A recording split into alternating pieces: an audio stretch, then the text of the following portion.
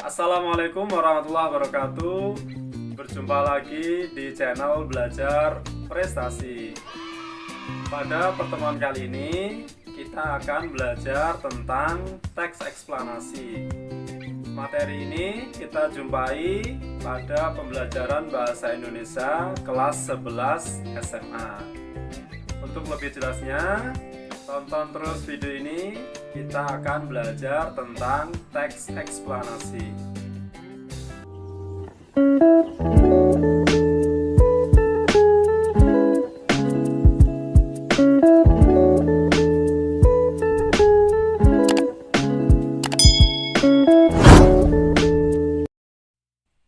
Pada pertemuan kali ini kita akan belajar tentang teks eksplanasi. Materi Bahasa Indonesia kelas 11 SMA. Secara etimologi, eksplanasi itu diambil dari kata bahasa Inggris explain yang artinya menerangkan atau menjelaskan, sedangkan explanation keterangan atau penjelasan. Lalu apa sih teks eksplanasi itu? Teks eksplanasi merupakan teks yang menjelaskan sebab akibat suatu fenomena, baik itu peristiwa alam, ilmu pengetahuan, sosial, budaya, dan lainnya. Eksplanasi berisi fakta yang dapat menjawab pertanyaan tentang bagaimana dan mengapa suatu fenomena terjadi. Pernahkah kalian mendengar atau membaca informasi mengenai fenomena atau peristiwa yang terjadi di lingkunganmu? Seperti hujan deras, gempa bumi, angin puting beliung, dan fenomena alam yang lain. Selain fenomena alam, ada juga fenomena sosial seperti pengangguran dan demonstrasi massa. Dari fenomena-fenomena tersebut, teks eksplanasi menjawab mengapa dan bagaimana fenomena itu bisa terjadi.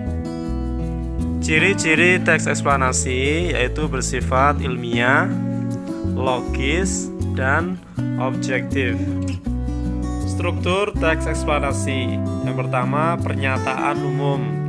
Berisi latar belakang dan tinjauan umum topik yang dapat berupa definisi, klasifikasi, sejarah, dan asal-usul. Yang kedua, deretan penjelas. Pada bagian ini berisi perincian proses atau sebab terjadinya suatu fenomena yang juga mencakup akibat dan dampak yang ditimbulkan. Yang ketiga, interpretasi. Pada bagian akhir teks terdapat tanggapan penulis dalam menyikapi fenomena berupa pernyataan reflektif yang bersifat umum. Untuk lebih jelasnya, kita lihat contoh berikut ini. Dalam pernyataan umum berisi latar belakang dan tinjauan umum. Seperti contoh dalam teks pengangguran. Pengangguran merupakan salah satu fenomena sosial yang berkaitan dengan aspek ketenaga kerjaan yang menjadi masalah di masyarakat. Seperti sebuah penyakit yang secara kronik menyerang segi kehidupan bermasyarakat. Sudah banyak formula penanganan yang diambil, namun permasalahan ini belum juga tuntas.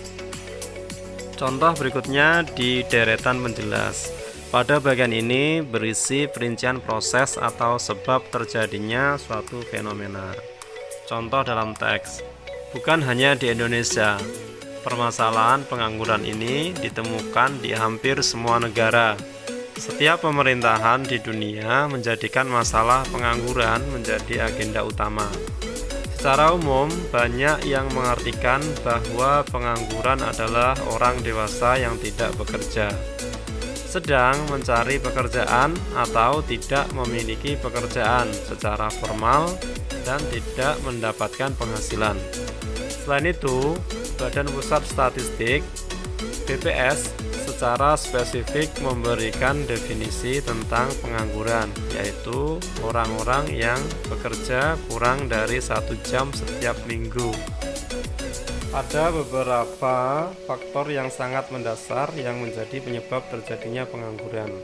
Pengangguran biasanya terjadi karena adanya kesenjangan antara pencari kerja dan kesempatan kerja. Pengangguran juga dapat disebabkan oleh adanya perubahan struktural dalam perekonomian.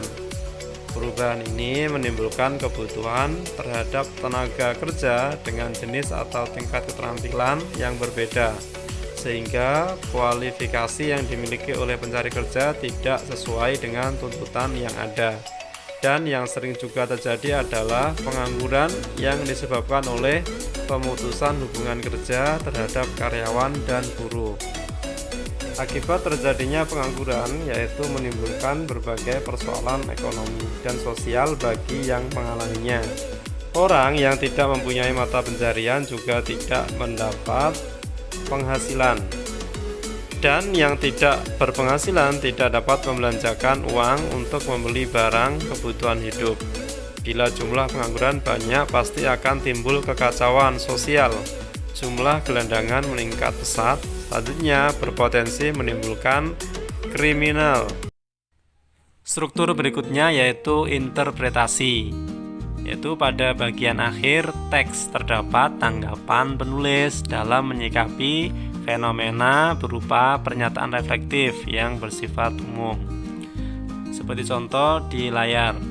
Dari seluruh uraian di atas, maka sudah jelas bahwa pengangguran adalah masalah besar yang harus segera dicarikan solusi. Langkah nyata yang dapat ditempuh adalah dengan memperbaiki kondisi lapangan kerja. Dengan semakin baiknya kondisi lapangan kerja, kekerasan sosial akibat pengangguran bisa dikurangi atau diatasi. Di samping itu, memperbaiki komposisi lulusan sarjana yang dihasilkan dan disesuaikan dengan kebutuhan pasar tenaga kerja. Langkah yang lebih baik lagi adalah jika kita mampu memberikan keterampilan yang memadai untuk mereka usia kerja, sehingga dapat menciptakan lapangan kerja sendiri. Semua langkah ini harus segera kita ambil agar masalah pengangguran segera terselesaikan. Oke, bagaimana adik-adik sudah memahami tentang struktur teks eksplanasi dari pernyataan umum, deretan penjelas, dan interpretasi? Jika ada pertanyaan, bisa komen di bawah video. Untuk berikutnya, kita mempelajari kaidah kebahasaan teks eksplanasi.